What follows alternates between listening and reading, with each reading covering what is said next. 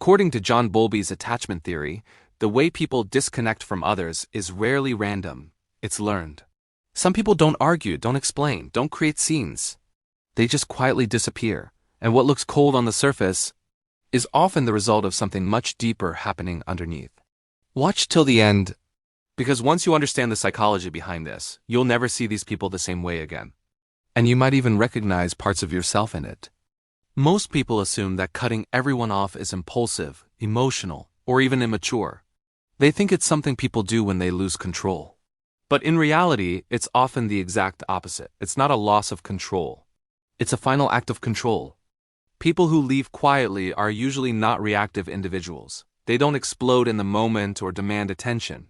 Instead, they observe, they notice patterns, and they process things internally over time. By the time they leave, the decision has already been made long ago. This connects to something known as cognitive overload. When someone is repeatedly exposed to emotional stress without resolution, the brain stops trying to fix the situation. Instead, it shifts into preservation mode, and preservation mode doesn't argue, it exits. What most people don't realize is that these individuals didn't suddenly wake up and decide to leave. They stayed longer than they should have. They tolerated more than they should have. And they hoped for change long after the signs were already clear. They gave chances quietly, they forgave things silently. And they carried emotional weight that was never acknowledged by anyone else. Over time, that weight builds, not loudly, but steadily.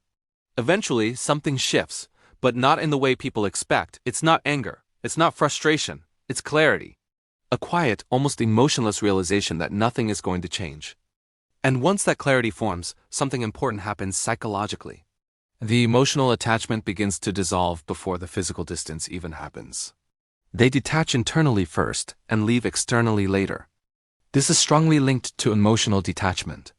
When emotional expression stops producing results, the brain reduces emotional investment altogether. It's not that they stop feeling, they stop expecting. From the outside, this looks like they suddenly don't care anymore. But internally, the truth is very different. They cared too much for too long without the response they needed. And eventually, caring without reciprocity becomes exhausting. Another important factor is pattern recognition. These individuals are often highly aware of behavioral cycles. They don't react to one event, they react to repeated patterns that confirm what they already suspect. The brain is constantly predicting future outcomes based on past experience.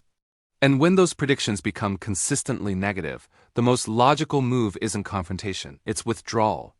There's also a strong connection to self-respect thresholds. Everyone has limits, but people who cut others off quietly tend to have very clearly defined internal boundaries. They don't always defend those boundaries out loud. They enforce them through action. Instead of arguing when those boundaries are crossed, they simply step back. And if those violations continue, they step out completely. No explanation. No negotiation. Just distance. And the reason it's quiet is because they're not trying to win anything. There's no desire for validation, no need for the last word, and no interest in drama. By the time they leave, they've already processed everything internally. People who express less outwardly often process more internally. They may appear calm on the surface, but internally, they've already had every conversation, every argument, and every conclusion. Which means when they finally disconnect, it feels sudden to everyone else. But for them, it's the final step in a long, invisible process. A process no one else ever saw happening. Now here's the part most people don't expect. Cutting everyone off isn't always a sign of strength. Sometimes it's the only strategy they've learned to protect themselves. If someone grows up in environments where communication leads to conflict, rejection, or misunderstanding, they begin to associate expression with pain. Over time, silence becomes safer than vulnerability. So instead of confronting issues, they withdraw from them.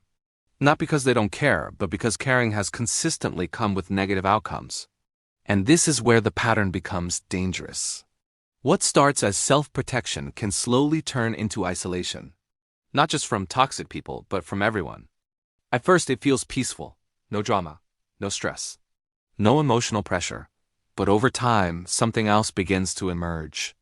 Disconnection. Because while cutting people off removes negative experiences, it also removes positive ones. And as humans, we're wired for connection, even if we try to convince ourselves we're not. So the real psychology isn't just about leaving. It's about knowing when leaving protects you and when it isolates you. That balance is what most people struggle to find. Because people who cut everyone off quietly aren't cold or heartless. They're often people who felt too much, gave too much, and stayed too long. Until something inside them finally said enough. And once you understand that, you stop judging their silence, and you start understanding the story behind it.